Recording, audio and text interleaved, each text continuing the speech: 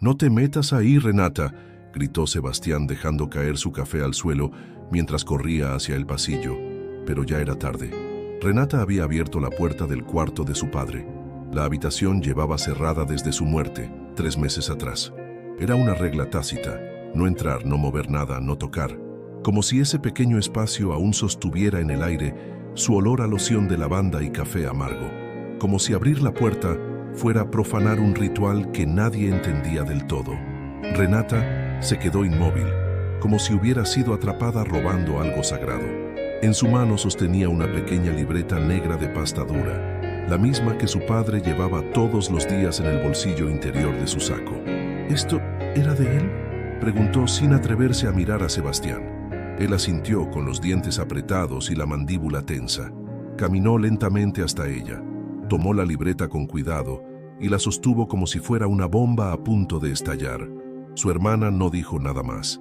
Se fue en silencio, dejando que Sebastián cerrara de nuevo la puerta, esta vez con llave. En el comedor se sentó con la libreta frente a él. Dudó. Su padre, Julián Reyes, había sido profesor de psicología en la UNAM. Muy respetado, un tipo brillante, pero en los últimos años, antes de morir, se volvió cada vez más raro. Hablaba de cosas como la resonancia mórfica, el campo mental compartido y, en especial, de algo que repetía sin cesar: la ley de la asunción. Decía que la realidad no es algo que uno espera, sino algo que uno decide asumir como verdadero, y que eso, de alguna forma, cambiaba el mundo. Pura jalada, le había dicho Sebastián más de una vez. Y tú dando clases en la universidad, papá. Pero su papá nunca discutía. Solo lo miraba tranquilo, con una sonrisa y ese brillo en los ojos, como si supiera algo que los demás no. Como si supiera que algún día Sebastián abriría esa libreta. Y ese día era hoy. La portada estaba gastada y el lomo medio suelto. La primera página tenía una nota escrita con letra firme: si estás leyendo esto, es porque estás listo para entender. El corazón le dio un vuelco. Tragó saliva. Dio vuelta a la hoja. Allí empezaban una serie de entradas fechadas, escritas como si fueran parte de un experimento personal. Algunas hablaban de sueños que luego se hacían realidad. Otras, de pensamientos intensos que parecían influir en la conducta de otras personas. En medio de todo, nombres desconocidos, dibujos de círculos con flechas, símbolos, ecuaciones y una frase repetida muchas veces: no se trata de desear, se trata de asumir. Sebastián frunció el ceño.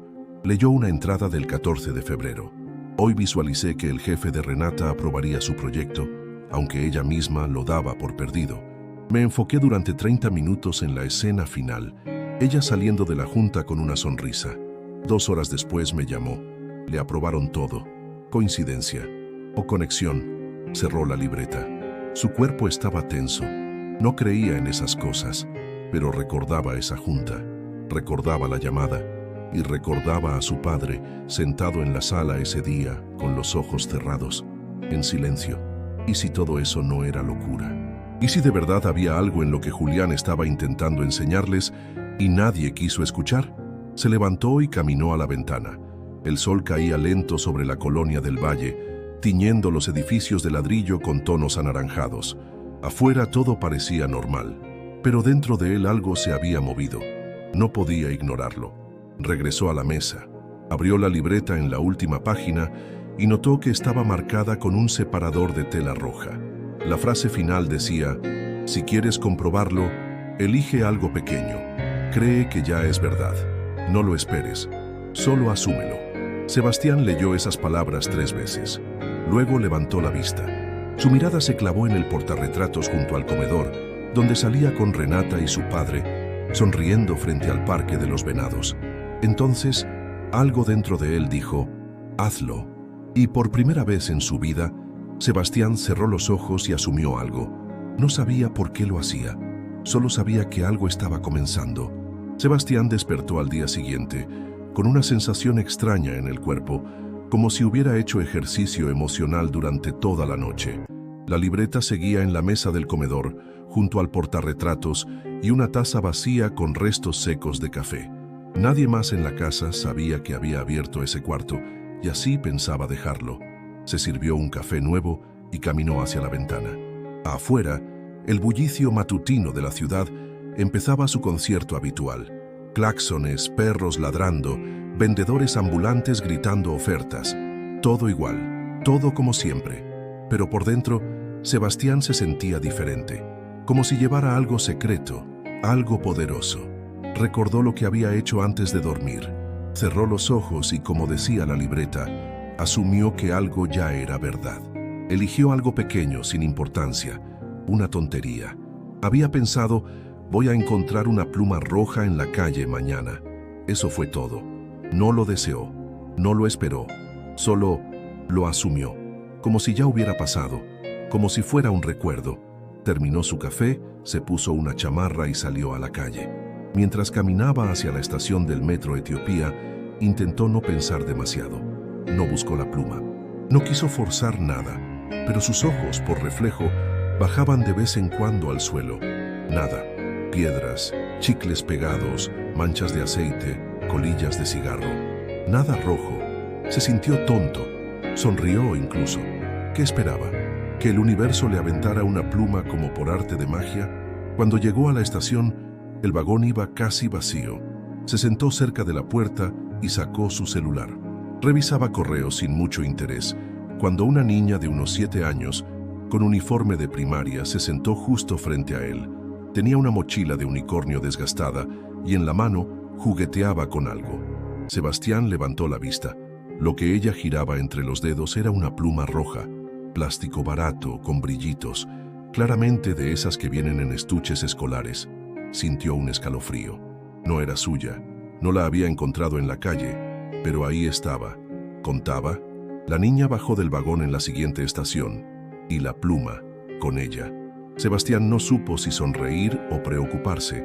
Aquello era insignificante, casual, pero era exactamente lo que había imaginado. Esa noche no dijo nada a Renata. Ella apenas lo miró durante la cena, metida en su celular como siempre. Llevaba semanas así, desconectada, triste, como si algo pesado la aplastara por dentro. Nunca hablaban de eso. Desde que su papá murió, cada quien lloraba por su lado.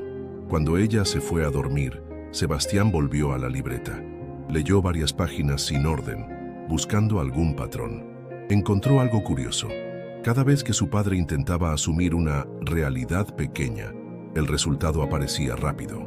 Pero cuando intentaba algo más grande, como mejorar su salud o ayudar a un amigo con problemas serios, todo se volvía confuso, impredecible. Entonces halló una entrada que le llamó la atención. La clave no es controlar, es soltar. El estado de certeza debe sentirse como si ya ocurrió. Pero si esperas algo, estás diciendo que aún no es real. Y eso lo aleja. Sebastián cerró la libreta. Dejó que esas palabras le cayeran como lluvia tibia sobre la mente. Soltar, no controlar, no esperar, asumir como si ya fue. Tomó un cuaderno viejo y empezó a escribir. No sabía por qué lo hacía, pero necesitaba ordenar las ideas. Anotó una lista de cosas que quería asumir. Paz con su hermana, motivación para dejar ese trabajo que odiaba, encontrar algo que lo hiciera sentir vivo otra vez. Pero entonces pensó en Renata. La vio hundida en la cama, sola, y supo, empieza por ella. Escribió con letra firme. Renata hoy despertó sin esa sombra en los ojos. Sonrió. Por primera vez en semanas se rió con ganas. Leyó esa frase 3 veces, cerró los ojos y la asumió. Sebastián se despertó temprano, con el corazón acelerado y una ligera presión en el pecho, como si hubiera tenido un sueño importante que no podía recordar. Lo único que sí le venía a la mente era la imagen de Renata riéndose, como si lo hubiera vivido de verdad. Se quedó unos segundos acostado, repasando mentalmente la frase que escribió la noche anterior. Renata hoy despertó sin esa sombra en los ojos. Sonrió. Por primera vez en semanas, se rió con ganas. Se duchó, se vistió y bajó a la cocina. La cafetera ya burbujeaba. El aroma del café recién hecho lo recibió como cada mañana. Pero esta vez había otro sonido, algo extraño, algo que no había escuchado en mucho tiempo. Una risa, ligera, espontánea, real. Renata estaba sentada en la mesa, con una taza en la mano y la laptop frente a ella. Tenía los audífonos puestos y se reía con algo en la pantalla.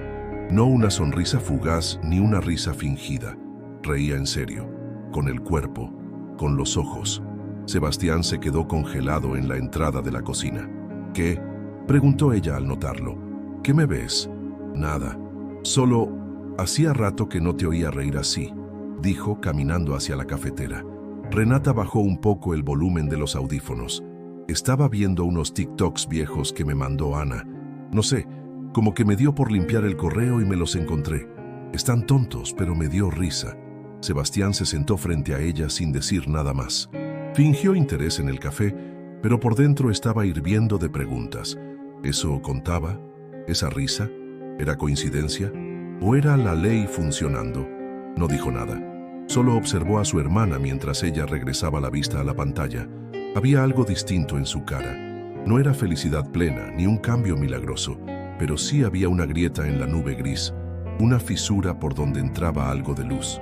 Y él lo había asumido. Pasaron los días. Sebastián siguió leyendo la libreta en silencio. Había más cosas ahí, muchas. Desde ejercicios de concentración hasta anotaciones sobre un tal Rupert Sheldrake, un biólogo británico que su papá parecía admirar profundamente. Él hablaba de campos mórficos, una teoría que decía que la memoria no está solo en el cerebro, sino que existe en campos que conectan a todos los seres vivos. Al principio, Sebastián pensó que era una fumada más, pero después encontró esto. No es lo mismo influir con la mente que manipular. No se trata de forzar el mundo, sino de alinearte con una realidad que ya existe en el campo. Lo que asumes con convicción lo convocas. Volvió a leer esa frase 3 veces. Convocar realidades, no forzarlas. Un martes por la tarde decidió intentar algo nuevo, algo más grande. Llevaba 3 años trabajando en una agencia de publicidad, haciendo estrategias digitales para marcas de productos que ni usaba. Detestaba ese trabajo. Detestaba las juntas vacías, la jerga de oficina, los lunes de motivación, donde todos fingían entusiasmo. Pero se quedaba porque pagaba bien y porque renunciar en plena crisis económica le parecía una locura. Ese día escribió otra frase. Hoy renuncié a mi trabajo sin miedo. Me sentí libre y encontré algo mejor antes de lo que imaginaba. La escribió sin saber cómo, ni cuándo, ni qué, pero la sintió real, como si ya hubiera pasado, y luego la soltó. Pasaron 3 días. El viernes, mientras revisaba sus correos de rutina, vio uno con el asunto. Buscamos director creativo con sensibilidad humana. Era de una agencia pequeña, enfocada en proyectos sociales, campañas para educación, salud mental, arte comunitario. Lo abrió sin pensar. Había sido recomendado por un excompañero que ahora trabajaba ahí. No lo había pedido, no había enviado nada. Solo llegó. Y al leer la descripción del puesto, algo dentro de él se alineó. Esto sí quiero hacerlo. Miró al techo, exhaló y pensó. «Papá, ¿tú estás viendo esto?» Quizá no tenía respuestas, pero empezaba a creer que las coincidencias no eran tan aleatorias como siempre pensó. Esa noche, Sebastián no podía dejar de mirar el correo en su pantalla. Lo leyó al menos 10 veces, como si en cada lectura fuera a desaparecer, pero ahí seguía, real, con su nombre, con la invitación a una entrevista. Renunció a la agencia el lunes siguiente, sin drama, sin discurso. Su jefe apenas lo miró, solo levantó las cejas y dijo, «Bueno, que te vaya bien», mientras firmaba el documento de salida con una indiferencia tan precisa que pareció ensayada. Sebastián salió del edificio con la mochila al hombro y el corazón en la garganta. El aire del mediodía en la Roma Sur tenía ese olor a pan horneado y smog que mezclaba lo cotidiano con lo poético. No sabía qué iba a pasar. Solo sabía que no podía ignorar más esa extraña sensación de que todo estaba conectado. Los días siguientes los dedicó a profundizar en los textos de la libreta, y así fue como llegó al nombre que se repetiría como eco, Rupert Sheldrake. Buscó sus entrevistas, conferencias, artículos traducidos, y cuanto más leía, más entendía por qué su padre había terminado ahí. Sheldrake proponía que hay una memoria colectiva que no se transmite por genes, sino por un campo invisible que afecta a todos, que si un grupo aprende algo nuevo, es más fácil que otros grupos, en cualquier parte del mundo, lo aprendan después. Como si el conocimiento se volviera más accesible con el simple hecho de ser experimentado. Pero lo que más lo impactó fue una entrevista en la que Sheldrake decía: cuando tú asumes algo con convicción, no estás creando desde cero. Estás conectándote con una posibilidad que ya existe en el campo. Tu atención la fortalece, tu emoción la arraiga y tu certeza la hace real. Sebastián anotó eso en su propio cuaderno. Subrayó convicción, posibilidad y certeza. Renata lo miraba raro últimamente. Él había cambiado su rutina, andaba más sereno, hablaba menos, pero con más claridad. Ya no parecía tan hastiado. Una noche lo encontró sentado en la azotea, con una vela encendida y los ojos cerrados. ¿Estás bien?, preguntó sorprendida. Sí, solo practicando algo que papá hacía, respondió sin abrir los ojos. ¿Cómo qué? Visualización, asunción. No sé bien cómo explicártelo. ¿Tiene que ver con esa libreta que encontraste? Él abrió los ojos. ¿Cómo sabes que la encontré? Porque yo la dejé afuera ese día. La saqué del cajón porque ya no podía aguantar la curiosidad, pero luego me dio miedo abrirla y la dejé en la mesa. Pensé que si tú la veías quizás entenderías algo que yo no podía. Sebastián sonrió con una mezcla de gratitud y melancolía. Entonces fuiste tú quien rompió la regla. Sí, admitió, y no me arrepiento. Hubo un silencio entre los dos, cómodo, raro, real. ¿Tú crees que todo eso sea cierto?, preguntó ella con voz más suave.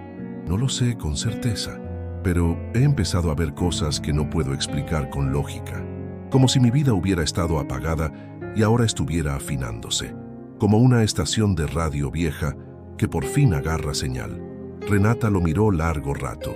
Luego se sentó a su lado, en la azotea. La vela seguía encendida, temblando con el viento ligero del sur. Yo también quiero entenderlo, dijo, pero me da miedo.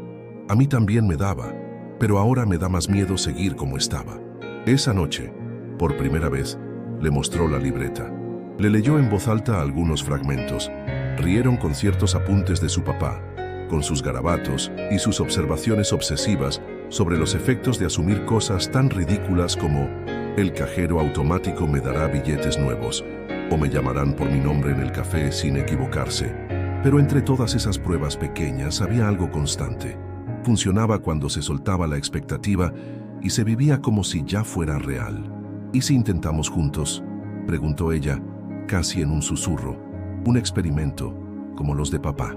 Sebastián la miró, y por primera vez desde la muerte de Julián, vio en los ojos de su hermana no solo curiosidad, sino esperanza. Va, pero esta vez vamos a documentarlo todo. Llevaron una libreta nueva a la mesa del comedor. Era de pasta blanca con un diseño geométrico dorado que Renata había comprado años atrás y nunca usó. Le pusieron nombre entre risas, Diario de lo que ya pasó.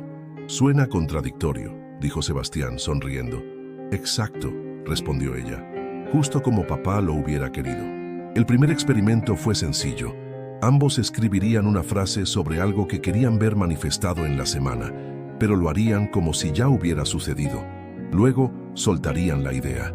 Nada de obsesionarse, nada de estar vigilando si pasaba o no. Renata fue directa. Escribió: hoy me levanté sin ansiedad. Respiré profundo, sentí calma y desayuné con hambre. Sebastián eligió algo que venía sintiendo desde hacía semanas, algo más emocional. Hoy recibí una llamada inesperada de alguien con quien perdí contacto hace tiempo. Me hizo sentir visto, conectado.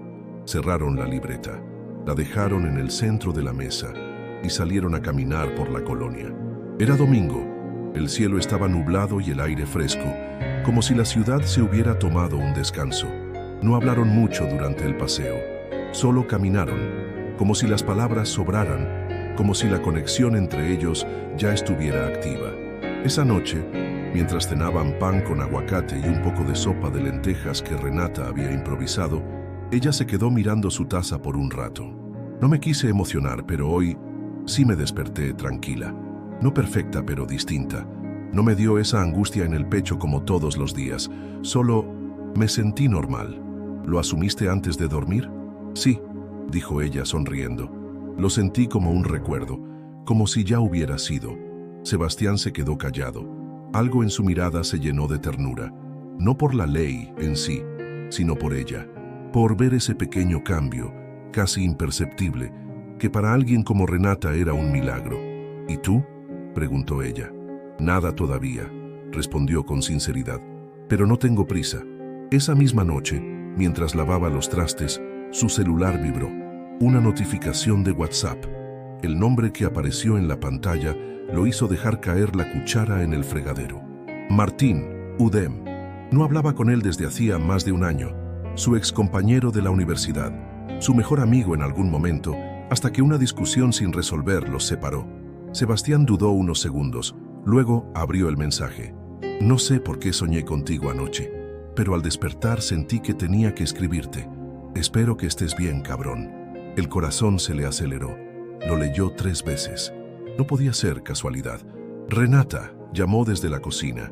Ella vino rápido secándose las manos en un trapo.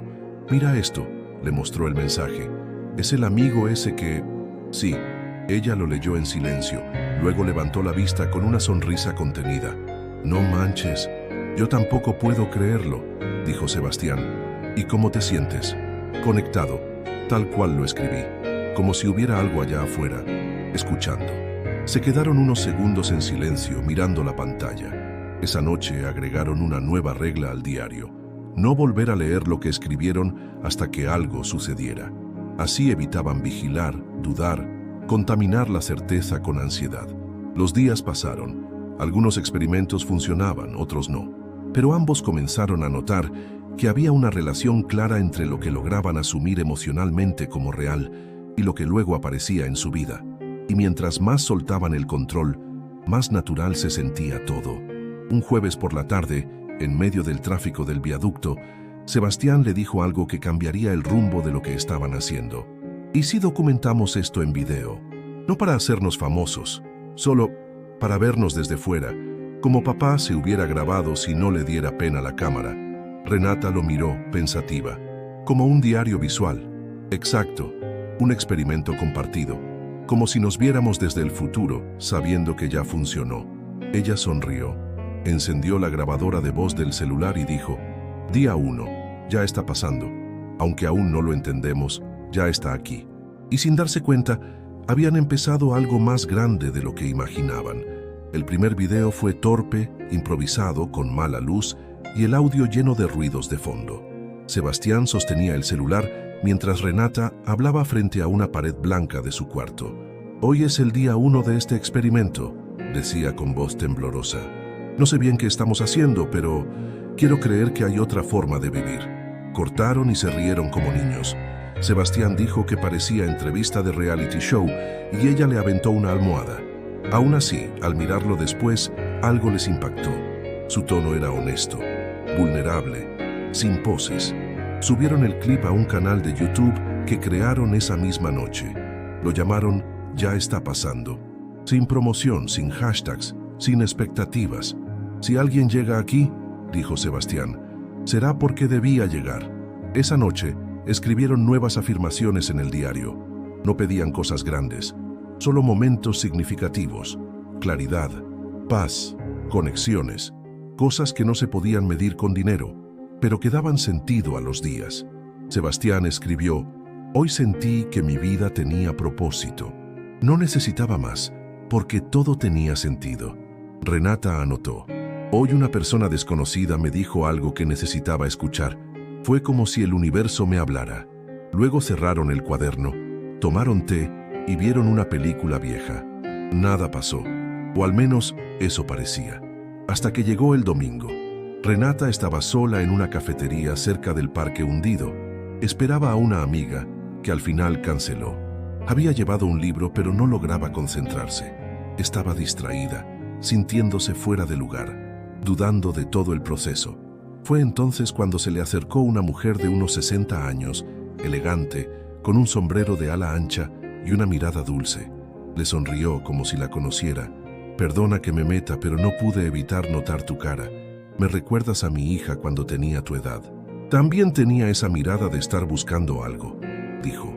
Renata se quedó muda. Solo asintió, como si hubiera sido atrapada en mitad de un pensamiento que no sabía poner en palabras. Te diré algo que a ella le dije y nunca olvidó. No todo se entiende cuando se quiere. Algunas respuestas solo llegan cuando dejas de hacerles preguntas, añadió la mujer. Después de eso, le tocó el brazo suavemente. Le deseó buena tarde y se fue. Renata no supo qué hacer durante varios segundos. Sintió que el pecho se le abría, como si algo dentro se hubiera desbloqueado. Sacó su celular y grabó un mensaje de voz para Sebastián. No te lo vas a creer, hoy creo que me habló el universo, literal. Cuando Sebastián escuchó el audio, le dieron ganas de llorar. No por la coincidencia, sino por cómo sonaba su hermana, viva, conectada, como si algo se hubiera encendido en ella. Esa noche grabaron un nuevo video, esta vez juntos. Día 5, dijo Sebastián a la cámara. Hoy comprobamos que asumir no significa controlar, significa abrirse. Y cuando te abres, añadió Renata, las cosas te encuentran. El video duró solo 3 minutos. Lo subieron sin revisar, sin pensar demasiado. A la mañana siguiente, tenía 12 vistas, la mayoría probablemente de ellos mismos. Pero había un comentario que llamó su atención. Era de un usuario anónimo, sin foto ni publicaciones. Decía, no están solos, lo que hacen tiene eco. No dejen de documentarlo. Ese mensaje cambió todo. No por lo que decía, sino por cómo lo sentían. Renata lo leyó 3 veces, como si estuviera escrito por alguien que conocía, alguien que sabía algo que ellos apenas estaban empezando a descubrir. ¿Y si hay más gente haciendo esto, pero en silencio?, preguntó ella. ¿Y si estamos todos conectados, como decía papá?, respondió Sebastián. Se miraron. No sabían las respuestas, pero empezaban a entender las preguntas correctas. Ese día compraron una cámara de segunda mano y un micrófono barato, no para ser influencers, sino para crear algo más íntimo, más real, un testigo del proceso. Y mientras la ciudad seguía su ritmo ruidoso, ellos empezaban a escribir otra historia, una donde lo invisible también cuenta, una donde asumir se volvía un acto de fe cotidiana. El canal Ya está pasando seguía siendo un rincón desconocido del Internet, pero para Sebastián y Renata se estaba convirtiendo en algo mucho más grande que una simple bitácora. Era su forma de estar vivos, de reconstruirse, de hablar con su padre sin necesidad de espiritismo ni misticismo, solo a través de la práctica diaria de lo que él les quiso enseñar. Una noche de lluvia suave, mientras editaban el video de la semana, Sebastián encontró un archivo olvidado en la computadora vieja de Julián. Estaba en una carpeta llamada Resonancia, enterrada entre documentos académicos y PDFs de estudios. Era un video. Duraba 11 minutos. El título, Para cuando estén listos. Sebastián llamó a Renata de inmediato. Se sentaron juntos frente a la pantalla, en silencio. El video comenzaba con Julián en su escritorio, con una libreta idéntica a la que ellos habían encontrado, el cabello ligeramente despeinado y su típica camisa azul claro. No parecía un profesor dando clase, parecía un hombre hablándole a sus hijos. Si están viendo esto, es porque vencieron el miedo a parecer ridículos, y eso ya es mucho. Renata apretó el brazo de Sebastián. Él no parpadeaba. Quiero contarles algo que no pude explicar bien en vida, continuó Julián con calma. Esta ley, la de la asunción, no es una fórmula mágica. No garantiza que todo te saldrá perfecto, pero lo que sí cambia es tu relación con la realidad. Te obliga a preguntarte, ¿qué estoy asumiendo en cada momento? ¿Qué historia me estoy contando como si fuera inevitable? Hizo una pausa larga. Yo asumí muchas cosas erróneas en mi vida, que debía ser fuerte, que no debía llorar, que si hablaba de esto en la universidad me iban a tomar por loco. Pero también asumí algo hermoso, que algún día ustedes verían esto y entenderían. Renata no pudo evitar las lágrimas. Sebastián tragó saliva, luchando por mantenerse firme. No se trata de manipular el mundo, se trata de dejar de vivir en automático, de elegir. Y esa elección, hijas, hijos, cambia el campo, porque cada pensamiento que ustedes sostienen con emoción deja una huella, y si lo hacen con amor, esa huella no se borra. El video terminó con una frase escrita a mano en la última imagen. Lo que asumes con amor se convierte en realidad compartida. Cuando la pantalla se volvió negra, nadie habló durante varios minutos. ¿Tú crees que sabía que íbamos a hacer esto?, susurró Renata. Creo que no necesitaba saberlo, solo confiar en que pasaría, respondió Sebastián. Esa noche no grabaron nada, no escribieron nada, solo se quedaron viendo el cielo por la ventana, con el video repitiéndose en sus cabezas. A la mañana siguiente, Renata publicó un fragmento del mensaje de Julián en el canal, sin contexto, solo su voz, diciendo: cada pensamiento que ustedes sostienen con emoción deja una huella. El video se viralizó. No fue un boom masivo, pero sí empezó a compartirse entre comunidades pequeñas de meditación, psicología alternativa, educación emocional. En 2 días, el canal pasó de 17 suscriptores a 632, y los comentarios cambiaron de tono. Esto no es casualidad. Justo hoy necesitaba escuchar esto. Mi papá murió hace un mes. Esto me dio paz. ¿Quién era ese hombre? ¿Hay más de él? Sebastián y Renata se miraban sin saber cómo responder. Papá no buscaba fama, dijo Sebastián. No, pero quizás sí quería dejar una pista, un hilo, para quien estuviera listo. Esa misma tarde grabaron otro video. Esta vez no hablaron de experimentos ni de afirmaciones. Hablaron de Julián, de cómo vivía, de cómo pensaba, de sus tardes en silencio, de su fe tranquila en algo que ni él podía explicar del todo. Renata cerró el video diciendo: no queremos convencerte de nada, solo mostrarte que, a veces, lo invisible sostiene más de lo que creemos, y si asumes con el corazón, el campo responde. Al subirlo no sabían que estaban por recibir un mensaje que lo cambiaría todo. Un correo, sin remitente claro. Solo un nombre: Sheldrake Institute. El asunto del correo era simple. Su padre tenía razón. Sebastián leyó la línea una y otra vez antes de abrir el mensaje. No tenía dirección clara de remitente, solo un servidor encriptado. Dentro había 3 cosas: un texto breve, un enlace a una carpeta en la nube y un nombre al final. El mensaje decía: nos llegó uno de sus videos por canales que no puedo explicar sin sonar raro. El profesor Julián Reyes nos escribió hace 5 años, antes de enfermar. Nos envió ideas, pruebas, registros de sus experimentos personales con la ley de la asunción y su conexión con el campo mórfico. Lo tomamos en serio. No todos aquí lo hicieron, pero yo sí. Su padre tenía razón. Adjunto parte de su archivo. El resto, si lo desean, pueden venir a verlo personalmente. Emily Rhodes, Sheldrake Institute. Sebastián y Renata se quedaron inmóviles frente a la pantalla. Era como si el aire se hubiera vuelto más denso, como si algo imposible estuviera ocurriendo con total naturalidad. ¿Nuestro papá se comunicó con los del Instituto Sheldrake?, preguntó Renata, incrédula. Y nunca nos dijo nada, añadió Sebastián. Abrieron el enlace.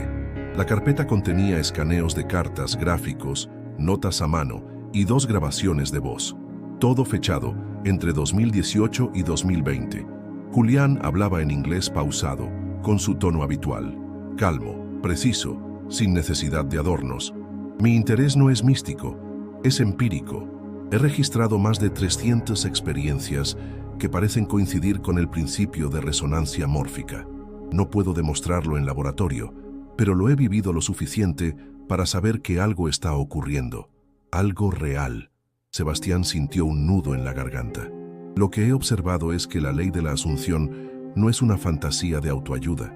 Es una tecnología mental que activa patrones ya existentes. No creas algo desde cero, sino que sintonizas con lo que ya vibra en algún lugar del campo. Asumir es sintonizar. Cerraron el archivo. Era demasiado. Papá, estaba más adelantado de lo que imaginábamos, murmuró Renata. Y nos lo dijo, solo que no lo entendimos. Esa noche no grabaron video.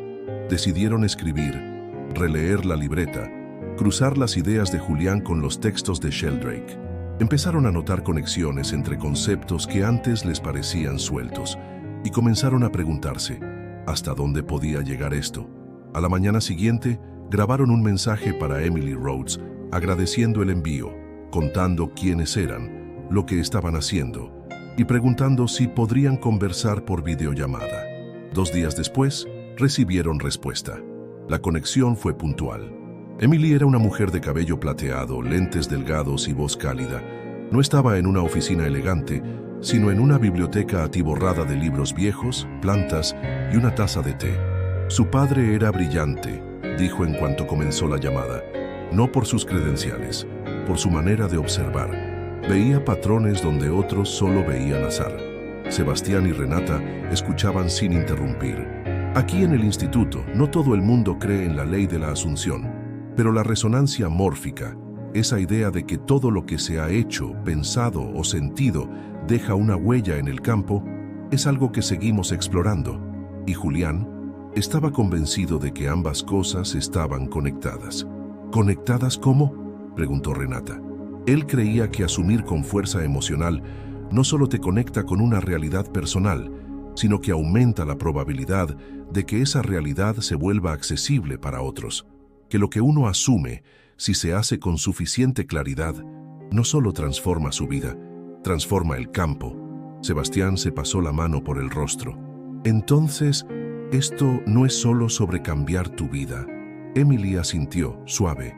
Es sobre contribuir a una nueva memoria colectiva, una donde lo posible se vuelve más fácil de replicar. Lo que ustedes están haciendo, documentando el proceso, compartiéndolo, podría estar ayudando a otros, aunque no lo sepan. Hubo un silencio lleno de asombro. ¿Y si quisiéramos ir?, preguntó Renata en voz baja. Aquí tienen un lugar. Cuando lo asuman como real, ya estarán en camino, dijo Emily con una sonrisa. Como diría su padre, no esperen. Vivan como si ya hubiera ocurrido. Y en ese momento, lo supieron. El viaje no era solo a Inglaterra, era hacia una versión más consciente de ellos mismos. El vuelo aterrizó en Heathrow a las 7:43 am, bajo una neblina espesa que envolvía todo con ese tono gris tan característico del sur de Inglaterra. Renata llevaba su mochila pegada al pecho y los ojos muy abiertos. Sebastián apenas hablaba, absorbiendo cada detalle como si fuera parte de un sueño cuidadosamente asumido. Caminaron por los pasillos del aeropuerto como si supieran exactamente hacia dónde iban. No se trataba de confianza, era algo distinto, una certeza silenciosa, como si cada paso ya hubiera sido dado antes.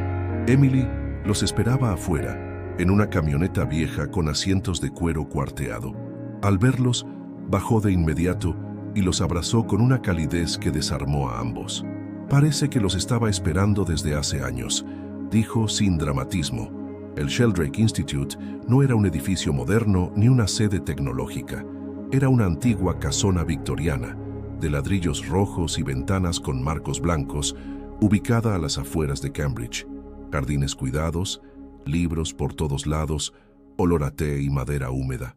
Todo era simple, humano. Los primeros días fueron de exploración. Les mostraron archivos donde reconocieron las letras de Julián en varias hojas, algunas en inglés, otras en español. Diagramas, frases subrayadas, pruebas de campo. También vieron fotos que nunca habían visto antes. Julián sonriendo junto a Emily, tomando té en esa misma cocina. Vino 2 veces, explicó ella. La segunda ya sabía que estaba enfermo. Renata se quedó mirando una imagen en particular, su padre sentado bajo un árbol, con la misma libreta negra en las piernas, la misma que ella había abierto sin permiso meses atrás. ¿Por qué nunca nos contó esto?, preguntó, casi en un susurro. Emily la miró con dulzura, porque aún no estaban listos. Lo que uno asume se vuelve real, cuando puede ser sostenido sin miedo. Esa noche, Sebastián se sentó solo en el jardín del instituto. El cielo inglés, limpio por fin, dejaba ver algunas estrellas. Abrió su propio cuaderno, uno nuevo que había comprado antes del viaje, y escribió: «Hoy comprendí que no vine a descubrir algo nuevo. Vine a recordar algo que ya sabía». Renata se le unió minutos después con 2 tazas de té. «¿Ya escribiste tu afirmación del día?», preguntó. «Más bien fue una aceptación», respondió él sonriendo. Ella abrió su libreta. «Hoy papá me abrazó, no físicamente, pero lo sentí tan claro como si hubiera sido real». Sebastián no dijo nada, solo la miró, sabiendo que eso, de alguna forma, también era cierto. El día antes de regresar a México, Emily les dio acceso a una grabación nunca antes compartida. Julián hablaba para un grupo pequeño en una sala del instituto. Era el último día de su segunda visita. Asumir no es cerrar los ojos e imaginar, Es abrir los ojos y elegir con qué historia quieres comprometerte, decía frente a los asistentes. Yo asumí que mis hijos algún día entenderían, que tomarían este trabajo y lo volverían algo vivo, no porque crean ciegamente, sino porque lo sentirán en su carne. Hizo una pausa, luego miró directo a la cámara. Si están viendo esto, ya lo están haciendo. Así que gracias. Gracias por elegirme como punto de partida y no como límite. Renata se tapó la boca con la mano. Sebastián apretó los puños. Ninguno de los dos pudo contener las lágrimas. Regresaron a México con las maletas más ligeras que cuando salieron. Traían documentos, grabaciones, recuerdos, pero sobre todo, una nueva manera de ver el mundo. Volvieron a grabar videos, no para enseñar, sino para compartir, no para probar teorías, sino para narrar lo que pasa cuando se vive desde una convicción profunda, que la realidad también responde al corazón. Meses después, el canal llegó a más de 50,000 personas. No era viralidad, era resonancia. Recibían mensajes de gente en todo el mundo. Personas que empezaban a escribir sus propios diarios, a grabarse, a asumir pequeñas verdades hasta verlas florecer. Una noche, Renata y Sebastián subieron a la azotea. Llevaban 2 tazas de café y un cuaderno nuevo. Escribieron juntos una sola frase. Hoy ayudamos a alguien a recordar su poder. No sabemos quién fue, pero lo sentimos. Y luego, como hacían desde el inicio, la soltaron. No la esperaron, la vivieron, como si ya fuera verdad.